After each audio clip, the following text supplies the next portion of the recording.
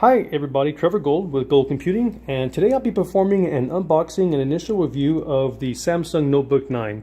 This is the 2017 edition, which was announced earlier this year at CES, and this is the 15-inch model. Well, let's get to it. If you look at the box here, it has a very clean type appearance. It just has the Samsung branding here at the top and the bottle, Notebook 9.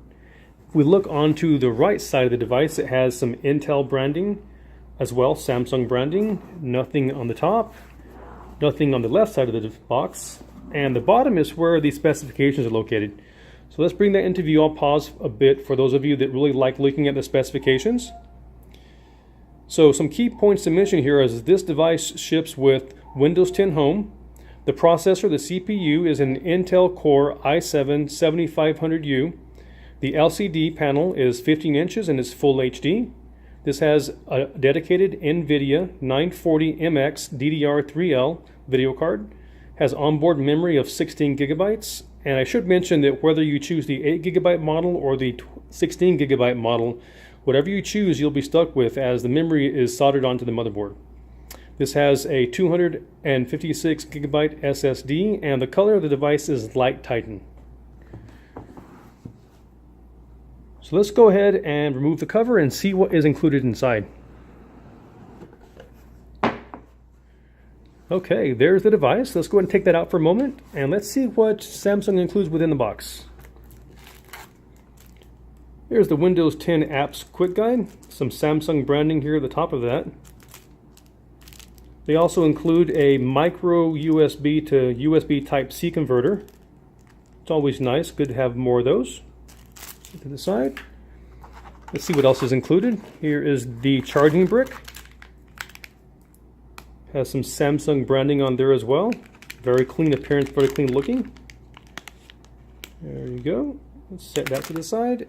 And that's it. Nothing else in the box.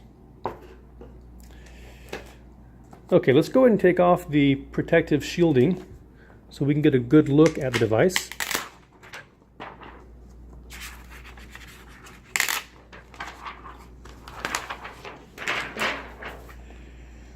Okay, and here we go. There is the device. You'll see on the front of it, again, a very clean type appearance. It only has the Samsung branding, slightly reflective there in the light.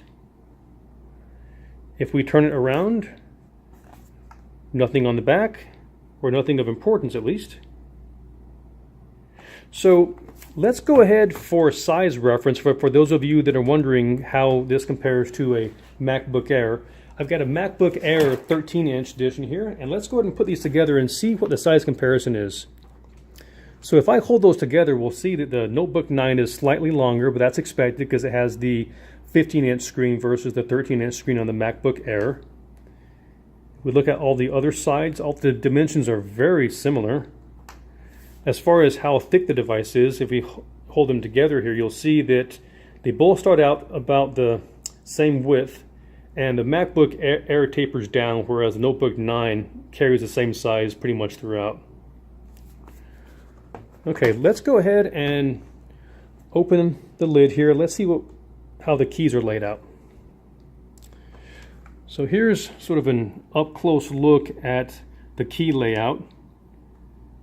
Gives you an idea of how far apart the keys are spaced. Here is the power button up here, upper right-hand corner.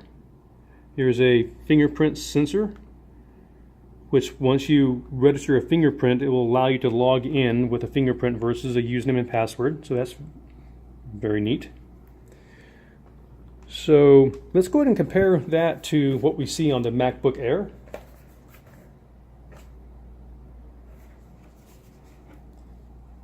So as we see on the MacBook Air, the keys are actually black in contrast to the casing, whereas the keys on the Notebook 9 are gray, which do also match the casing. If I were to hold these together, the touch pads there look very similar in size.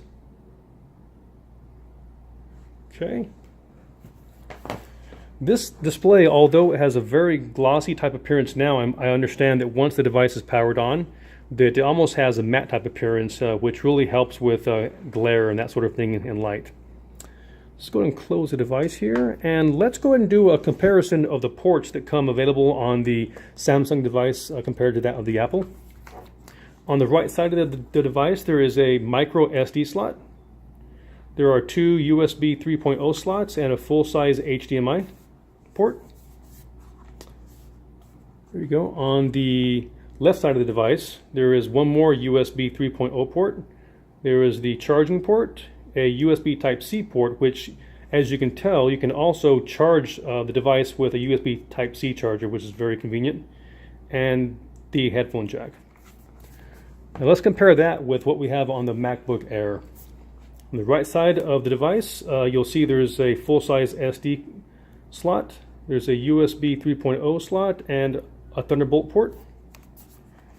Turn that to the left side, there is the charging port, another USB 3.0 port, and headphone port. So it looks like the Samsung device has one additional USB 3.0 port above and beyond that of the MacBook Air. Okay, well, that is pretty much what I wanted to show and demonstrate in my unboxing and initial first impressions. I can tell you that the device does feel very good in hand. It's very light. I can hold it from the corner, and it's very easy to carry. It's only 2.73 pounds. I think compare that to the 13-inch MacBook Air, which I believe is closer to 3 pounds and has a smaller display. So very excited to start using the device and to identify some pros and cons, which I will definitely talk about in my upcoming full review of the device. I think I'm going to go ahead and end the video here. Thanks for watching, and see you next time.